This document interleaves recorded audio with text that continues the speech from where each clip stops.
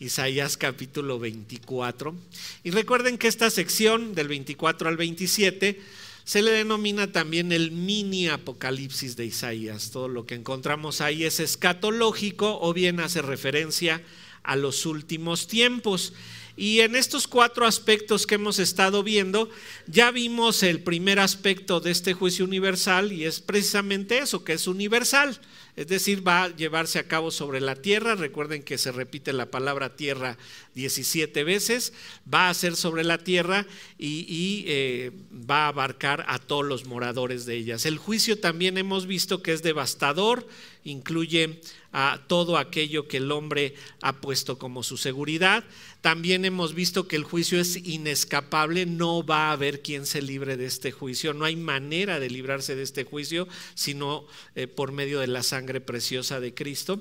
Y hoy vamos a ver el último aspecto de este juicio final, que es que el juicio seguirá un orden determinado. El juicio va a seguir un orden determinado y vamos a ver cómo es que este orden tiene que ver con la creación. Ya vimos el lugar donde se ejecuta el juicio, la tierra, la superficie de la tierra, ¿verdad? Y acaba pues con todos los moradores de ella. El juicio es sin distinción, leímos ahí en el versículo 2, que abarca a todos, no importa su estatus social, su posición social, va a ser sobre todos ellos, sobre todo aquellos que se han caracterizado por ser enemigos del Señor. ¿Y qué ha caracterizado a estos enemigos del Señor? En el versículo 5 nos dijo que ellos traspasaron las leyes, falsaron el derecho, quebrantaron el pacto sempiterno. Entonces la característica de estos moradores sobre los que se lleva a cabo el juicio es que han sido enemigos del Señor. Después vimos que el juicio es devastador de los versículos 7 al 16, y ahí vemos que principalmente el Señor está atacando todo aquello en donde el hombre buscó la felicidad o bien puso su seguridad. El Señor va a destruirles todo, va a alterar ese orden que Él había establecido, ese orden que el ser humano se esforzó por manipular, pero que en realidad era una bendición del Señor. Y también vimos, ¿verdad?, en los versículos 17 al 20 que el juicio es inescapable. Nadie que vaya a tener que pasar por ese juicio se la va a librar, ¿verdad? Todos van a estar ahí en ese momento. Y esto es porque la justicia del Señor es perfecta. Ahora, al ver cómo es que el juicio va a seguir un orden determinado, primero vamos a ver las categorías de los enjuiciados. Nos va a hablar de la creación animada del Señor en 2 categorías. Después vamos a ver el lugar donde van a vivir los enjuiciados, para finalmente ver en un contraste en dónde es que van a vivir los que no sean enjuiciados en ese tiempo. Entonces, primero las 2 categorías de los enjuiciados, después el lugar donde van a vivir los enjuiciados, y contrastado el lugar donde vivirán los que no van a ser enjuiciados. Y ahora en el capítulo 24 vamos a leer los últimos 3 versículos del capítulo, en donde dice así, permítanme. Dice Isaías 24, versículo 21. Acontecerá en aquel día que Jehová castigará al ejército de los cielos en lo alto y a los reyes de la tierra sobre la tierra. Y serán amontonados como se amontona a los encarcelados en mazmorra, y en prisión quedarán encerrados y serán castigados después de muchos días. La luna se avergonzará y el sol se confundirá cuando Jehová de los ejércitos reine en el monte Sión y en Jerusalén, y delante de sus ancianos sea glorioso. Primero vamos a ver este orden, ¿verdad?, determinado que va a seguir, y veamos las 2 categorías, ¿verdad? Las 2 categorías de los enjuiciados. Incluye a lo que llamamos la creación animada de Dios. Tenemos la creación animada, la que tiene vida, ¿verdad? y en especial seres espirituales, seres celestiales, y seres humanos o seres terrenales son los que abarcan la creación animada. Y luego tenemos la inanimada. Para llamarla inanimada vamos a decir que es la creación que no tiene libre voluntad, no tiene libre albedrío, como son los planetas, los montes, las rocas, todo eso no tiene libre voluntad, sino que obedece las leyes que Dios le puso y no se sale de ellas. Aquí se nos habla de las dos categorías de la creación animada, y se nos habla primeramente del ejército de los cielos. Fíjense cómo dice el 24:21: acontecerá en aquel día que Jehová castigará el ejército de los cielos en lo alto. Es decir, va a empezar con el orden de la creación. Primero los que fueron primero creados. ¿Cómo sabemos que fueron primero creados? Bueno, vamos a Job rápidamente, porque ahí en Job se nos habla, Job 38, de cómo es que estos seres fueron creados incluso antes que todo lo que se nos describe en los días de la creación ahí en Génesis.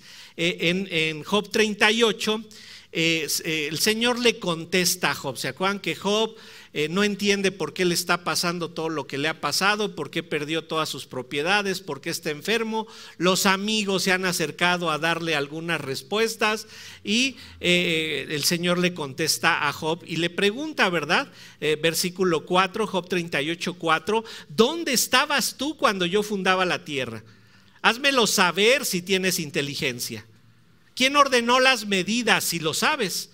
¿Quién extendió sobre ella cordel? ¿Sobre qué están fundadas sus bases? ¿O quién puso su piedra angular? Cuando alababan todas las estrellas del alba y se regocijaban todos los hijos de Dios. En este versículo 7 nos habla de las estrellas del alba y los hijos de Dios, que es una forma de llamarle también a los ángeles. Esta referencia la vemos en diferentes partes de la Biblia y nos dice que en el momento de la creación, cuando Dios estaba fundando la tierra, ¿verdad? Cuando Dios le puso sus medidas, cuando dice que extendió sobre ella cordel, ¿verdad? Como si extendiera un hilo para que tuviera exactamente la medida. Dice que ahí estaban alabando todas las estrellas del alba y los hijos de Dios, una referencia a los ángeles. Los ángeles fueron creados primero, por lo tanto, son los primeros que reciben el juicio. Pero recuerden, estos ángeles, para retomar el tema que tratamos la semana pasada, tenían voluntad, tenían libre albedrío. ¿Y qué hicieron con su libre albedrío? Muchos de ellos simplemente lo usaron para pecar en contra de Dios. Recuerdan que ya vimos cómo es que Satanás arrastra a muchos ángeles tras de sí para rebelarse en contra de Dios. Ellos estuvieron viendo todo esto, pero se rebelan y entonces caen en pecado. Y esto nos recuerda lo que nos dice Efesios 6:12. Se los leo. Efesios 6:12 dice: porque no tenemos lucha contra sangre y carne, sino contra principados, contra potestades, contra los gobernadores de las tinieblas de este siglo, contra huestes espirituales de maldad en las regiones celestes. A partir de ese momento, el trabajo de Satanás se empezó a manifestar en Génesis 3. ¿Se acuerdan cómo acaba Génesis 1:31? Y todo lo que Dios había creado era bueno en gran manera. Todo el capítulo 12 nos habla a detalle de la creación de Eva, y en el capítulo 3:1 se nos dice: pero la serpiente era astuta más que todos los animales del campo. Una vez que se revela Satanás, lo primero que empieza a hacer es incitar al pecado. Peca tú también junto conmigo. No me quiero ir solo al infierno, ¿verdad? Y nos dice Efesios 6:12 que desde ahí tenemos una lucha contra todo tipo de huestes de maldad. Y nosotros debemos tener esto en perspectiva. Noten, esto es muy interesante porque para eso apareció Cristo. Para quitarle ese derecho o esa autoridad, ¿verdad?, a Satanás. Y ojo, no estamos hablando del ser ese con cuernitos y cola larga, con puntita ahí de flecha, ¿verdad?, su cola. No, Satanás es alguien que está trabajando constantemente para ir en contra de los planes de Dios. Dios lo hizo todo bueno en gran manera. Él empieza a incitar a Adán y Eva, pero lo vemos así trabajando durante mucho tiempo. Cuando llegamos al libro de los Hechos, se acuerdan de Zafira y Ananías, ¿verdad? En donde Pedro le dice a Ananías, ahí en Hechos 5:3, dice Hechos 5:3, y dijo Pedro: Ananías, ¿por qué llenó Satanás tu corazón para que mintieses al Espíritu Santo y sustrajestes del precio de la heredad? Noten, Satanás ya se sabe vencido.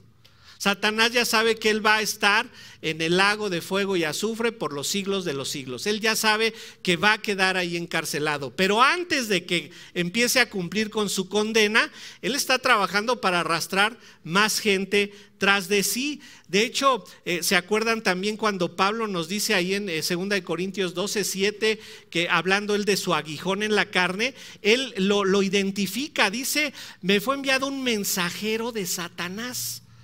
Satanás era el que le estaba diciendo: mira cómo sufres, y tú siendo el apóstol, ¿verdad? El que más cartas escribió del Nuevo Testamento, y tú en este sufrimiento, ¿verdad? Y él, ese ha sido su trabajo hasta hoy. Su maldad ha sido evidente siempre. Por eso es que en el orden específico que nos está describiendo aquí Isaías, nos dice que primero Jehová va a castigar al ejército de los cielos en lo alto.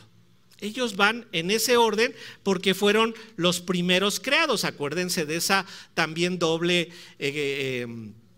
calificación, o esa forma en la que se dividen los ángeles. Tenemos los ángeles, la creación de todos los ángeles, pero se dividen en dos categorías: ángeles buenos y ángeles malos.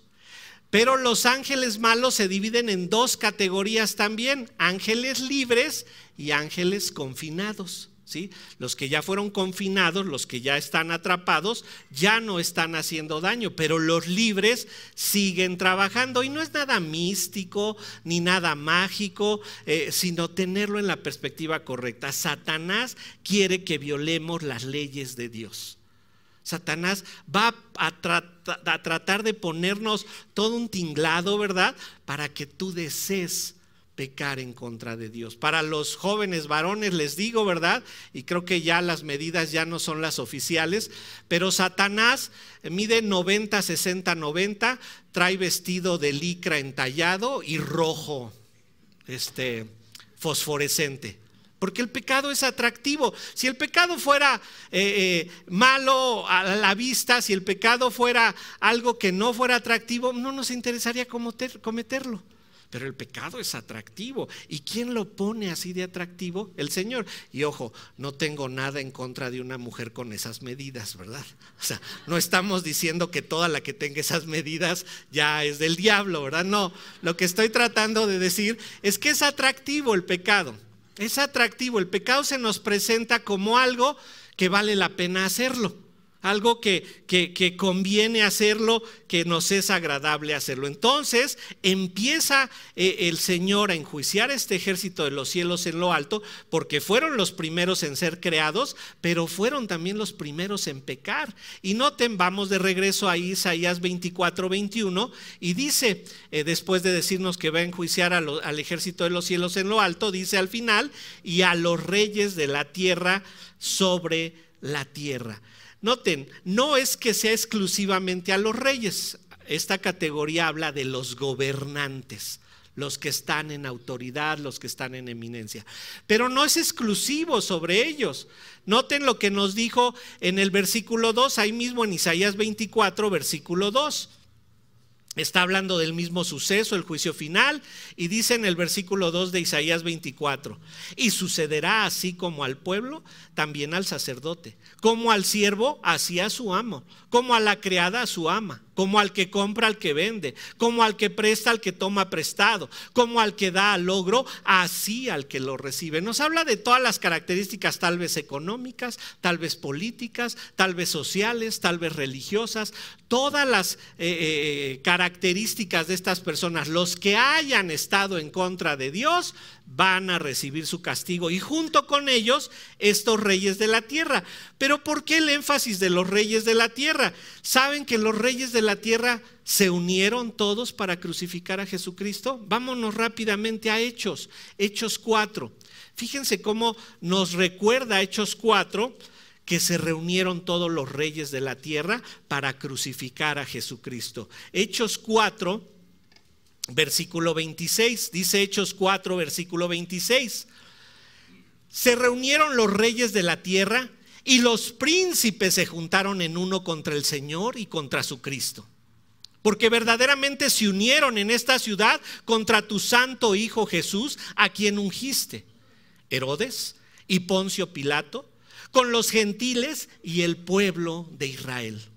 Obedeciendo a la incitación de Satanás, todos estos reyes de la tierra decidieron matar a Jesucristo, al enviado del Señor. Recuerden, era Dios mismo, Dios hecho hombre. Dios dijo: ¿cómo me comunico con estos gusanos que puse sobre la tierra? Ustedes y yo. Sí, gusanos.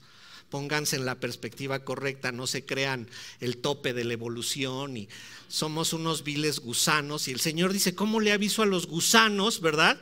Que hay un problema y que por su pecado los voy a mandar al infierno.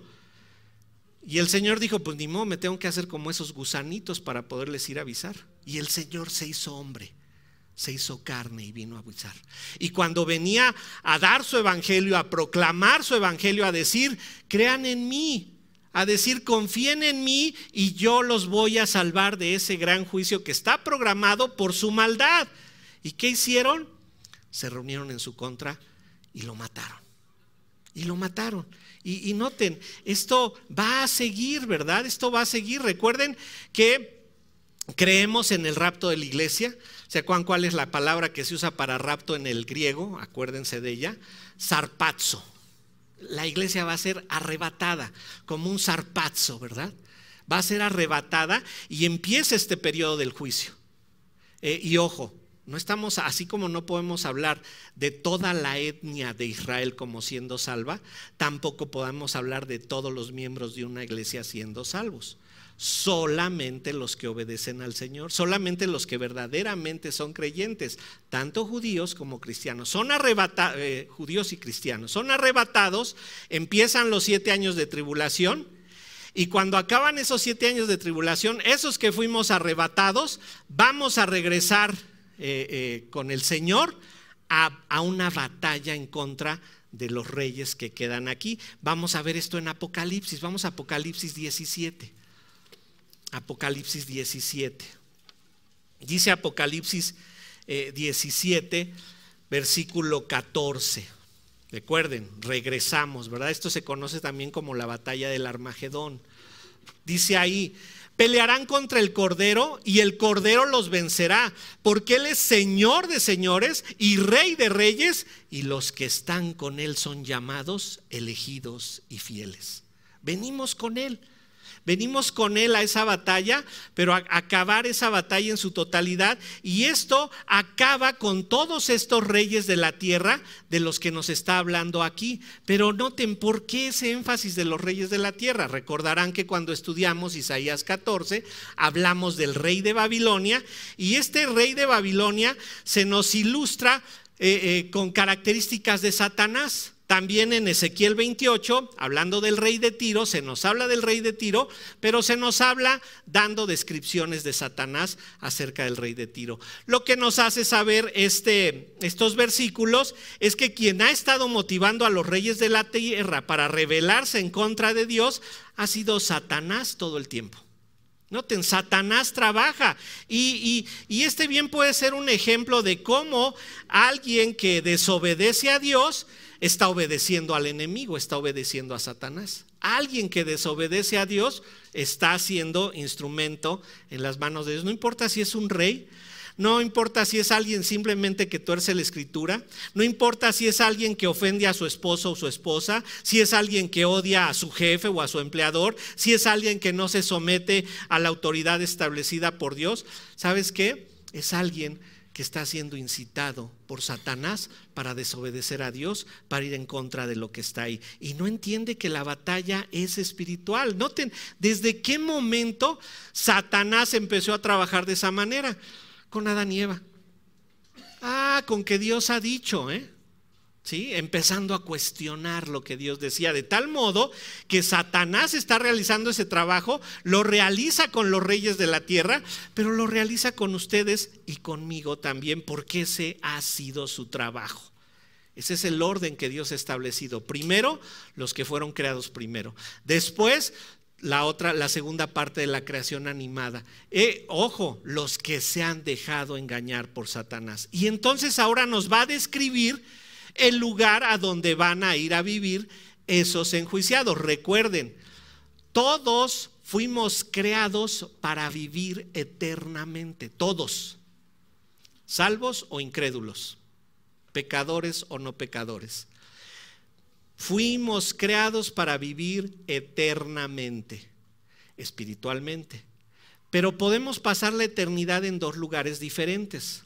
Uno puede ser el cielo y otro puede ser el infierno. Ay, hermanos, pero espérenme, el infierno fue creado nada más para asustarnos. Pues sí, si ya lo entendiste, asústate. Para eso lo puso el Señor, para que te espante. Ay, no, eso nada más nos lo pusieron para que nos asustemos, pero no va a ser así. ¿Sabes qué? Dios te está hablando claramente, así va a ser el infierno. Y fíjense, hay más descripciones en la Biblia del infierno que del cielo. Fíjense cómo dice aquí ese lugar. Dice en el versículo 22: y serán amontonados como se amontona a los encarcelados en mazmorra, y en prisión quedarán encerrados y serán castigados después de muchos días. Estarán en mazmorra. Mazmorra, la palabra en el hebreo quiere decir cisterna, pozo, fosa, tumba, sepulcro. Y es sinónimo de Seol, la palabra Seol que se usa en el Antiguo Testamento para referirse al lugar de los muertos. Eso significaba el Seol. Estaba dividido en dos partes, el seno de Abraham y el Hades. Para cuando llegamos al Nuevo Testamento ya solamente se nos habla del Hades, del infierno. En el Antiguo Testamento no conocían la eternidad. Es hasta el Nuevo Testamento que comprendemos el concepto de eternidad. Pero ahí esta idea del Seol, ¿verdad? O bien cisterna, pozo, fosa, tumba, Seol, que también quiere decir tumba o pozo, es el lugar a donde van a ir. Y fíjense cómo dice: serán amontonados como se amontona a los encarcelados. ¿Qué van a estar haciendo ahí? Estar encarcelados. Y si son encarcelados, noten, no hay cabida para el aniquilacionismo. ¿Qué es eso del aniquilacionismo? Bueno, hay 4 posiciones acerca de lo que pasa después de la muerte. Una posición es la de que existe un purgatorio, ¿sí? Y dicen, no, pues se muere la gente, se va al purgatorio, paga por sus pecados y luego se va al cielo. De eso no habla la Biblia. Hay otros que es la posición universalista o del universalismo. Este universalismo dice, no, precisamente la muerte es lo que nos hace pagar por nuestros pecados y de ahí todos al cielo. Ya todos directito, no importa cómo se hayan comportado en la tierra y van al cielo. La otra es el aniquilacionismo, que dice, todo se acaba con la muerte, no hay nada después de la muerte. Pero lo que le llamamos la postura clásica o la visión clásica de lo que sucede después de la muerte es que después de la muerte hay cielo o infierno, opcional, ¿verdad? Cielo o infierno. Nuestra posición es primero bíblica y después es la que es acorde con este contexto de juicio. Existe el infierno. El infierno es una realidad, es una verdad completamente real. Vean cómo nos lo describe Apocalipsis. Vamos a Apocalipsis 12. Apocalipsis 12.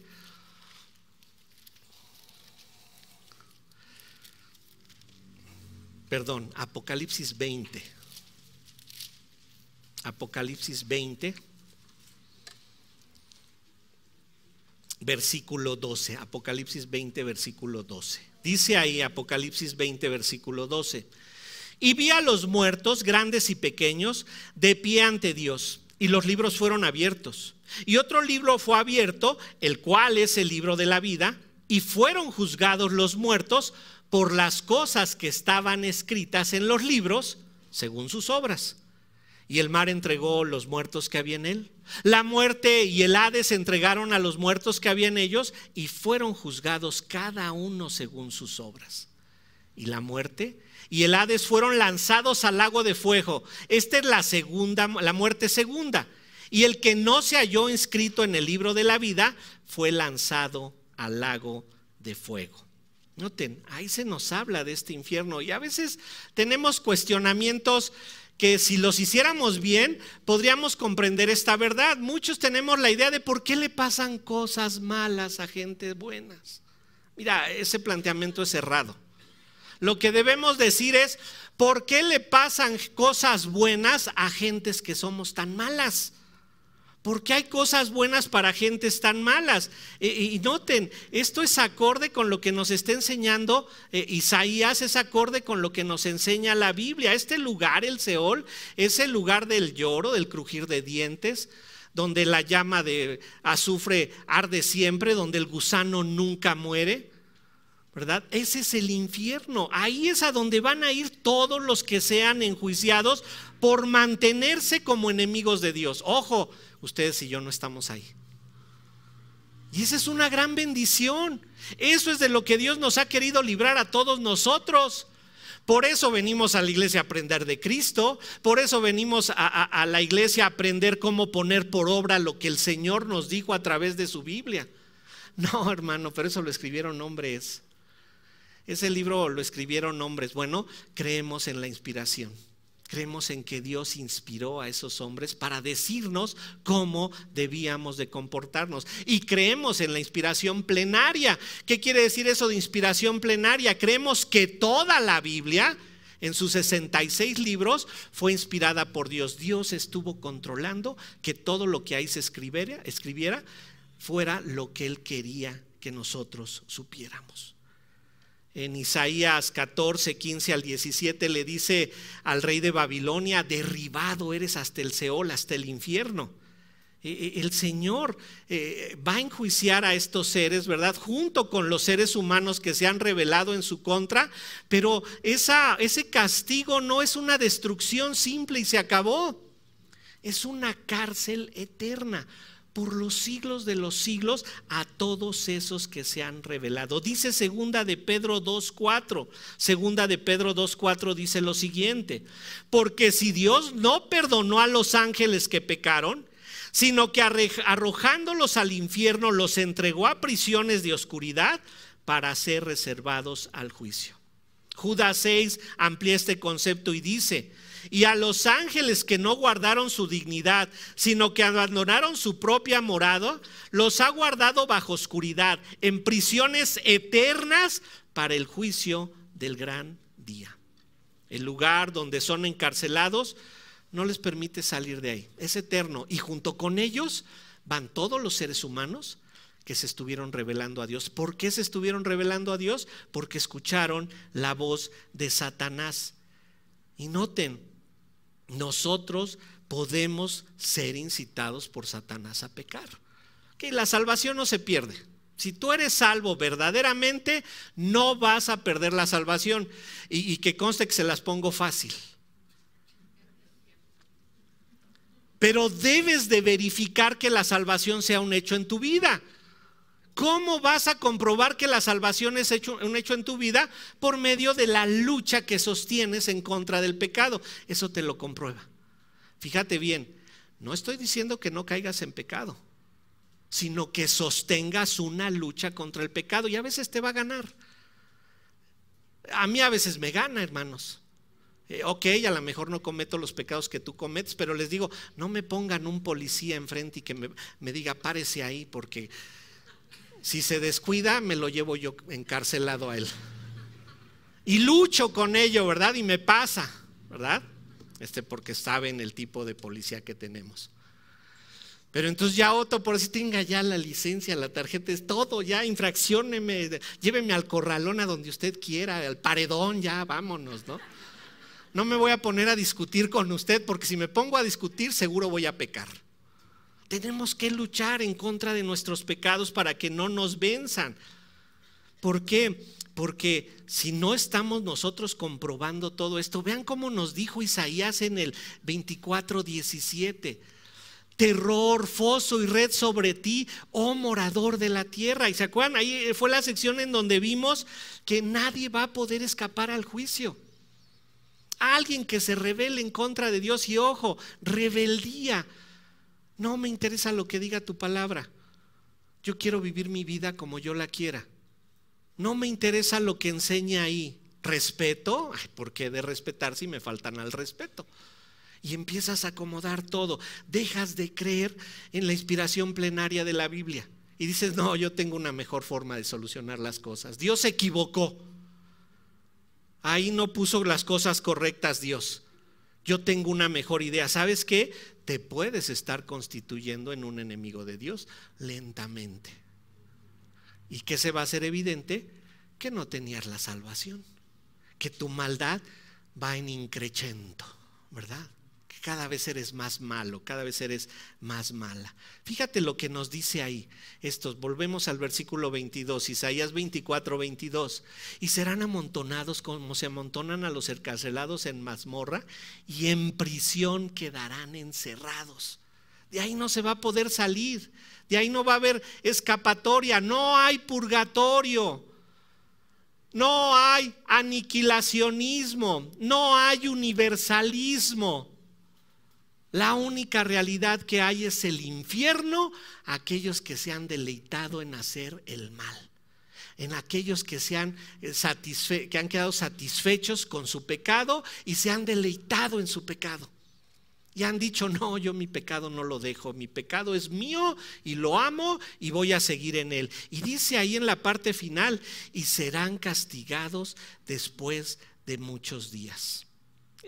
Primero encarcelados y después de muchos días castigados. No se nos dice cuántos días o cuánto tiempo pasa antes de que lleguen al castigo, pero parece que estos días, ¿verdad? Estos muchos días nos están hablando del milenio.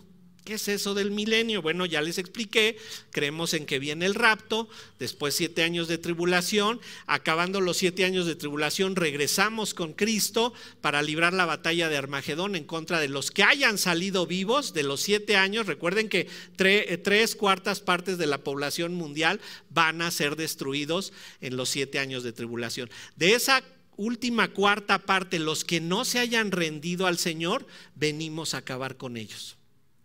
Mucha gente va a nacer. ¿Por qué? Porque a partir de ese momento inicia el milenio.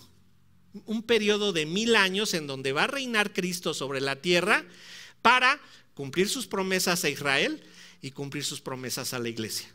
¿Cómo va a ser? No tenemos muchos datos, no sabemos con exactitud, ¿verdad? Pero sabemos que ese tiempo está. Y vamos a Apocalipsis. Apocalipsis 20 nos habla de este milenio. Dice en Apocalipsis 20, versículos 1 al 6, Apocalipsis 20 del 1 al 6. Y ojo, está otra posición que se llama el amilenialismo. Amilenialismo quiere decir sin milenio. ¿Sí? Nosotros somos milenialistas o milenaristas, creemos en un periodo literal de 1000 años. Hay diferencias en la interpretación que hacen pararnos en una u otra posición. Ninguna de las dos es satánica ni diabólica. O sea, si conocen a milenialista, no le digan córtalas para siempre, ya no quiero ser tu amigo, no. Bueno, simplemente llegan a ese otro tipo de interpretación, pero son creyentes, son creyentes. Nosotros creemos en un milenio literal, que es el descrito aquí en Apocalipsis 20, versículo 1. Dice ahí: vi un ángel que descendía del cielo con la llave del abismo y una gran cadena en la mano. Y prendió al dragón, la serpiente antigua, que es el diablo y Satanás, y lo ató por 1000 años. Y lo arrojó al abismo y lo encerró. Y puso su sello sobre él para que no engañase más a las naciones hasta que fuesen cumplidos 1000 años. Y después de esto debe ser desatado por un poco de tiempo. Y vi tronos, y se sentaron sobre ellos los que recibieron la facultad de juzgar.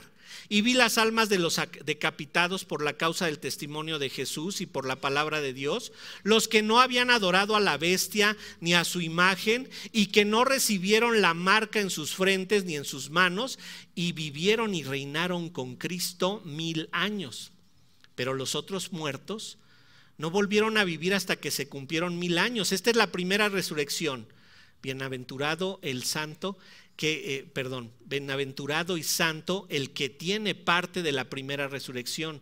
La segunda muerte no tiene potestad sobre estos, sino que serán sacerdotes de Dios y de Cristo y reinarán con él 1000 años, ¿verdad? Dice en el versículo 7, cuando los 1000 años se cumplan, Satanás será suelto de su prisión y saldrá a engañar a las naciones que están en los 4 ángulos de la tierra, a Gog y a Magog, a fin de reunirlos para la batalla, y el número de los cuales es como la arena del mar. Dice aquí que cuando concluye este periodo de 1000 años, Satanás nuevamente vuelve a ser liberado. Inicia, es atado, porque mucha gente que salga viva de los 7 años de tribulación, que se hayan arrepentido y hayan recibido a Jesucristo como Señor y Salvador, van a procrear en esos 1000 años.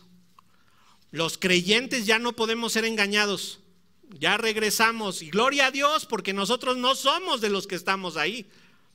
Pero esos que van a nacer, va a estar Satanás atado para que no tengan a quien echarle la culpa, para que se demuestre que la maldad está en el corazón del hombre y no que Satanás ha sido el único incitador. Pero al final de los 1000 años es soltado Satanás, para que todos ellos digan, ay, aquí está nuestro líder, ya ves, estábamos bien, nos teníamos que oponer, y van a ser arrastrados con él. De hecho, si leen Mateo 8:29, se acordarán de este relato, cuando Jesús cruza el mar de Galilea y llega a Gadara y se encuentra con 2 endemoniados gadarenos, uno en un relato, 2 en el otro, y le dicen estos endemoniados o este endemoniado, y clamaron diciendo, ¿qué tienes con nosotros, Jesús, Hijo de Dios? ¿Has venido acá para atormentarnos antes de tiempo? Ellos saben que hay un tiempo en donde van a recibir su juicio. Y le preguntan, ¿es antes de tiempo, Jesucristo? Eso todavía tiene que venir el rapto, tienen que venir los años de tribulación, tiene que llegar el milenio para que entonces ya seamos lanzados. Y tú apenas estás llegando a la tierra, es antes de tiempo. Le están diciendo eso porque saben que van a ser enjuiciados para llevar a cabo su encarcelamiento eterno. Esta es lo que nos hace ver, hermanos, que nuestra lucha, como decíamos en Efesios, no es contra sangre ni carne, es contra potestades, contra huestes de maldad en las regiones celestes. ¿Sabes qué pasa cuando tú obedeces a Satanás? Pecas. Ya, te incita a pecar y pecas y caes en el pecado. ¿Y entonces qué eres? Pues alguien que está obedeciendo a Satanás. Te conviertes en un siervo de Satanás. A lo mejor eres creyente, la salvación no se pierde, pero te dejaste llevar por Satanás. Y ahí es donde debe venir la lucha. Debe venir la lucha para librarnos de todo ese pecado, porque eso es lo que nos comprueba a nosotros que verdaderamente somos creyentes. Vámonos otra vez a Isaías y vamos a ver la parte final. Ahora viene un contraste tremendo. Este es el lugar, el infierno, donde van a estar los enjuiciados, donde van a estar los que se han rebelado en contra del Señor durante todo el tiempo, como Satanás. Todo el tiempo se ha estado queriendo rebelar. Pero ahora nos habla del lugar en donde van a vivir los que no son enjuiciados, los que vamos a experimentar la vida eterna, ustedes y yo.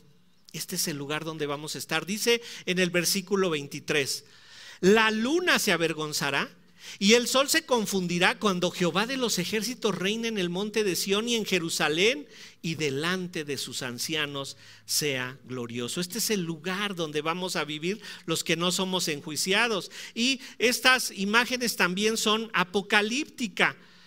Todos los poderes del mundo van a ser removidos, pero en especial cuando este reino de Dios sea establecido, va a haber confusión. Toda la creación se va a confundir.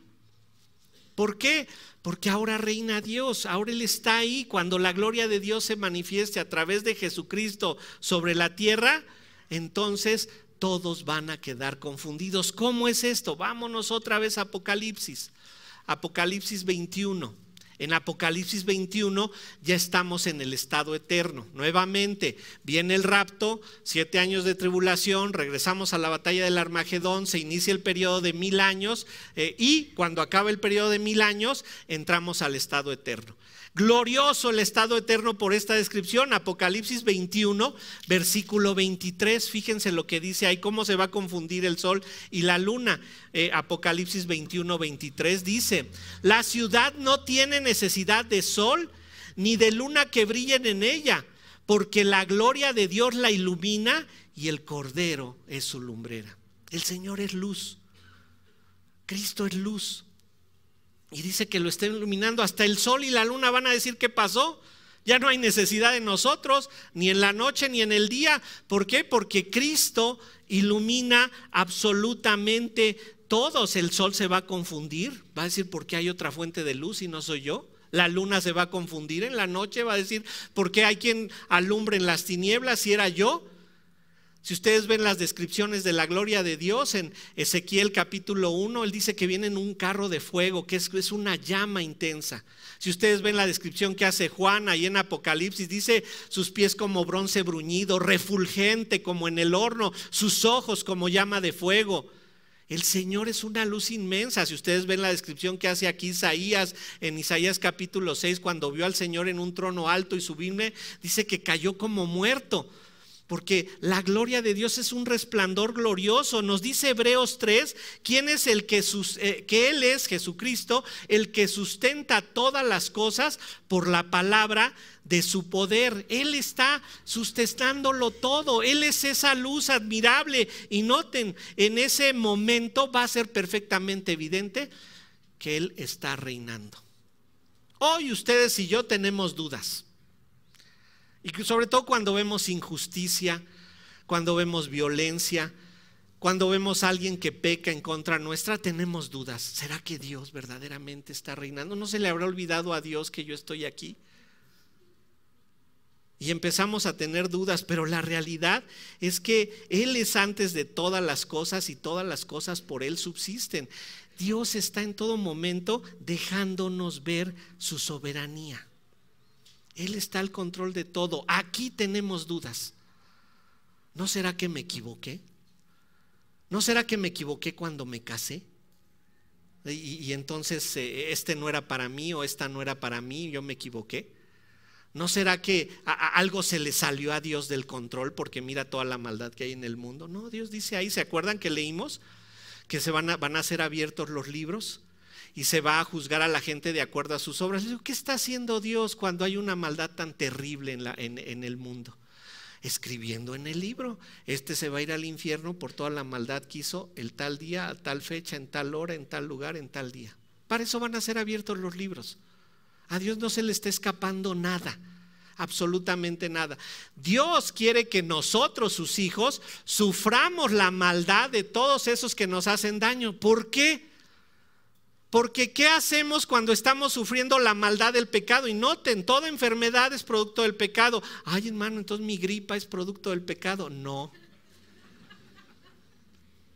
El pecado de la humanidad ha contaminado a la humanidad. Y por eso tenemos virus más resistentes, tenemos enfermedades nuevas, tenemos cosas que nos atacan de una manera muy diferente, porque el pecado de la humanidad ha contaminado a la humanidad. Pero debemos entender que todo ese pecado es nuestra lucha, es en contra de lo que luchamos. Y Dios permite todas esas cosas malas en nosotros, porque ¿qué hacemos cuando estamos en tribulación? ¿Qué hacen ustedes cuando están en tribulación? De rodillas: Señor, no entiendo. O sea, ¿qué pasó? Enséñame en tu palabra, Padre, cómo debo de actuar, porque no entiendo esto. ¿Y sabes qué? Es por eso que Dios dice: te necesito de rodillas, te necesito con problemas, te necesito con dificultades. Pero ¿qué debes de hacer cuando caes de rodillas? Decirle al Señor: ¿cómo le hago?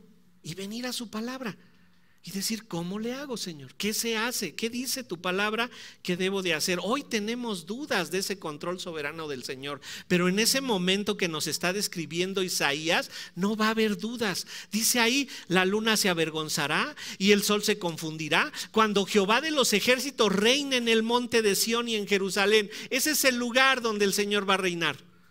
porque recuerden, ese milenio, ¿verdad?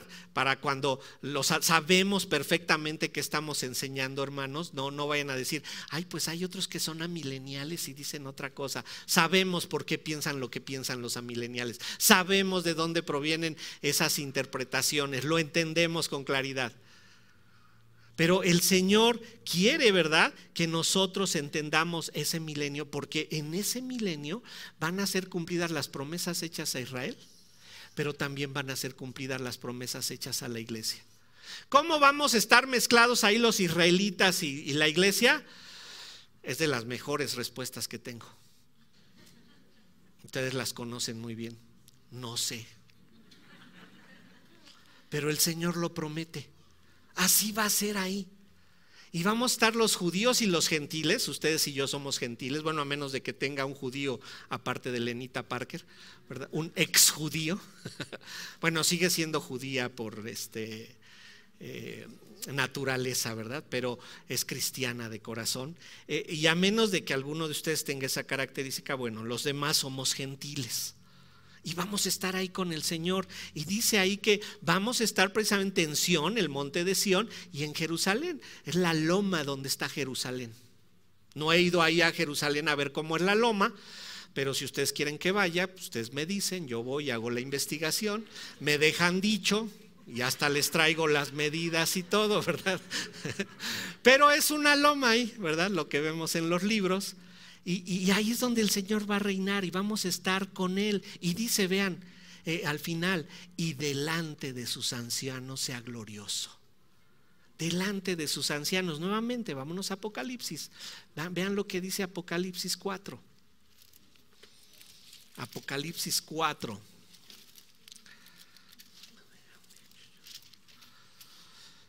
Versículo 4. Apocalipsis 4:4. Alrededor del trono, es una descripción del cielo, tiene su visión Juan y ahí está viendo a Cristo. Y dice, y alrededor del trono había 24 tronos. Y vi sentados en los tronos a 24 ancianos, vestidos de ropas blancas con coronas de oro en su cabeza. Esta es una descripción del cielo. Estos ancianos, ¿quiénes lo conforman? Bueno, los estudiosos más tradicionales hablan de que aquí hay una mezcla de israelitas y la iglesia verdadera. Acuérdense, los israelitas no todos van a ser creyentes, solamente los israelitas que verdaderamente creyeron en el Mesías. Del mismo modo, no todos los que están dentro de una iglesia cristiana van a ser creyentes, solamente los que rindieron su voluntad a Cristo. Por eso es importante nuestra obediencia. Por eso es importante que lo estemos verificando día con día. Y noten qué maravilla va a ser vivir ahí. Noten, vámonos al 21, vámonos a Apocalipsis 21. Acuérdense lo que nos contrastó Isaías 24, los seres humanos buscando el vino, la alegría, la música, su seguridad, su dinero, su protección. Y donde está la verdadera felicidad es aquí. Noten, Apocalipsis 21:4. Hablando de ese lugar eterno, acuérdense, Apocalipsis 21 y 22, ya estamos en el estado eterno. Dice ahí en el 21:4, enjugará Dios toda lágrima de los ojos de ellos y no habrá muerte, ni más llanto, ni clamor, ni dolor, porque las primeras cosas pasaron. ¿Te das cuenta? Y escuchen esto que les voy a decir. El peor infierno que puede vivir un creyente, el peor infierno que puede vivir un creyente es aquí sobre la tierra. Tú y yo lo hemos llegado a decir, es que esto es un infierno, ¿verdad? Este es el peor infierno que vas a vivir. Eres creyente, has recibido a Jesucristo como tu Señor y Salvador. Este es el peor infierno que vas a vivir, porque cuando lleguemos a la eternidad, mira, no va a haber lágrima, no va a haber muerte, no va a haber llanto, no va a haber clamor, no va a haber dolor, porque todo esto ya pasó. Miren, teorías. Primera de Toño, capítulo 2, versículo 85. Yo hago los capítulos largos. Nada más imagínense, y se los he dicho ya antes, nada más imagínense que el cielo sea igualito como estamos viviendo aquí, hasta con tu esposo y tu esposa, igualito. Nada más que sin pecado, sin pecado. Sales y no hay tráfico. Las peceras hacen parada pegaditas a la banqueta. No te dejan en el carril central de periférico.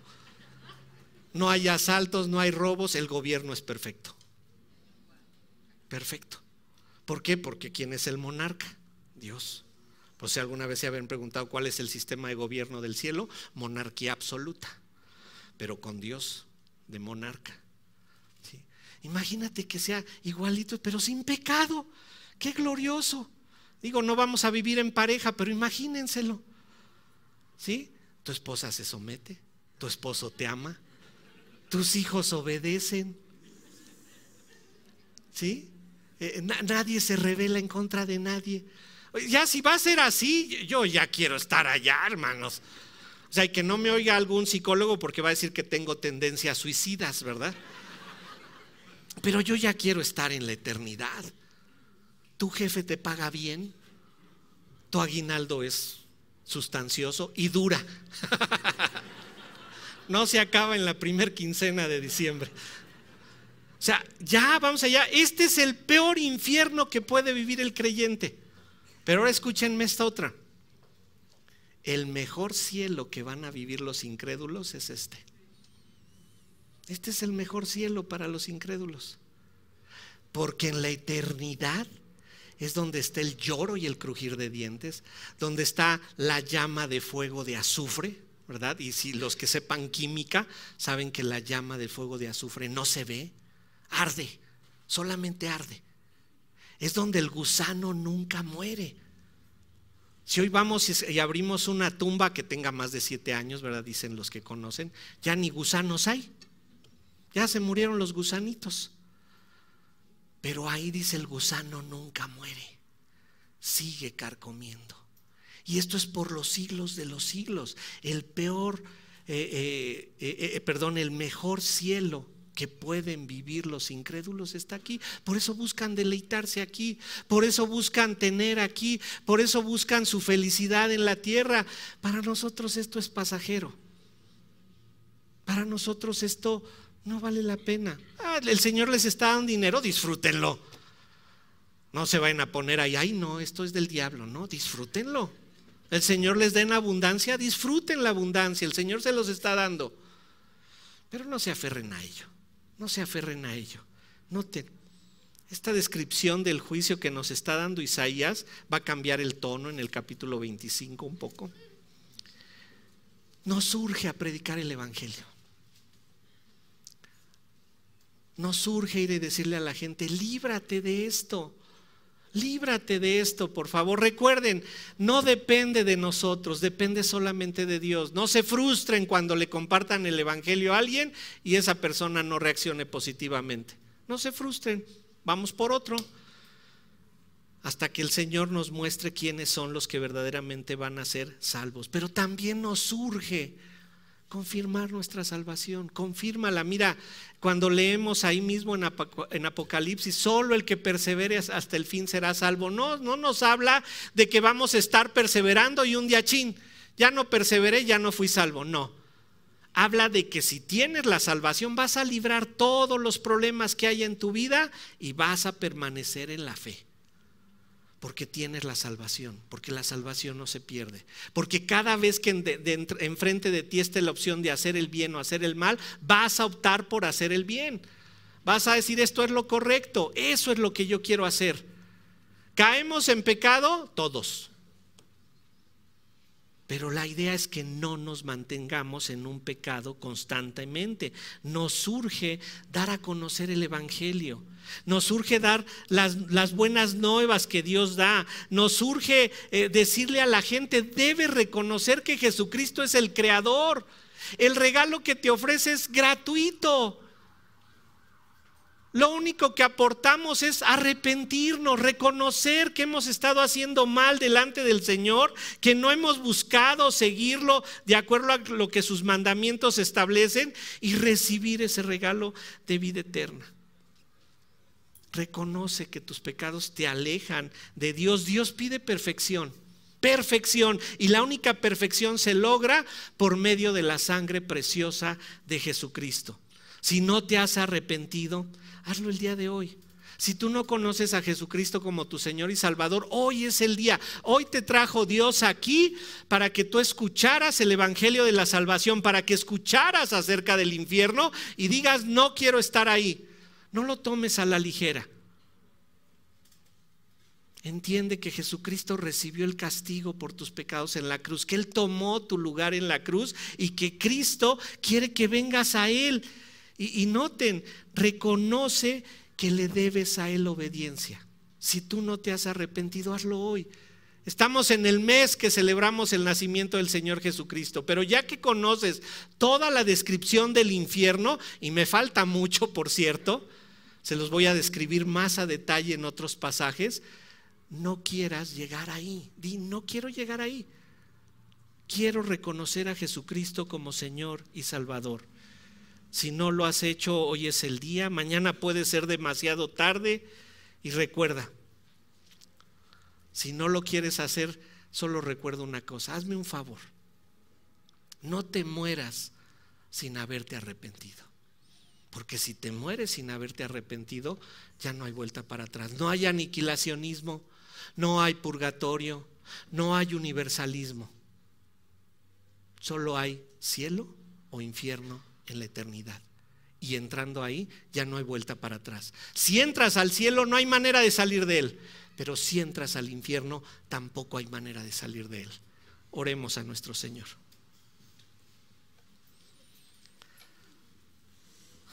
Padre, maravilloso el libro de Isaías. Gracias por habernoslo dejado ahí. Gracias por haber inspirado al profeta Isaías y escribir estas maravillosas letras que nos hacen reflexionar, que nos hacen pensar. Gracias, Señor, por haber creado el infierno. Gracias por que buscas que estemos aterrados de llegar a él. Yo te ruego para que cada uno de mis hermanos se atemorice del infierno. Y si es que hay alguien aquí que aún no te conozca, que entienda que tú le ofreces el regalo de la vida eterna de manera gratuita. Solo le pides que se arrepienta de su manera de vivir, que se arrepienta de sus pecados para que experimente esa salvación gratuita que tú ofreces. Ayúdalos, Padre, no permitas que nadie muera sin haberse arrepentido. Señor, gracias por todas estas descripciones que nos das del infierno, porque nos hacen reflexionar. Y Señor, pues haznos recurrir a ti en todo momento de tribulación. Padre, oramos a ti en el nombre que es sobre todo nombre, en el nombre de Cristo Jesús. Amén.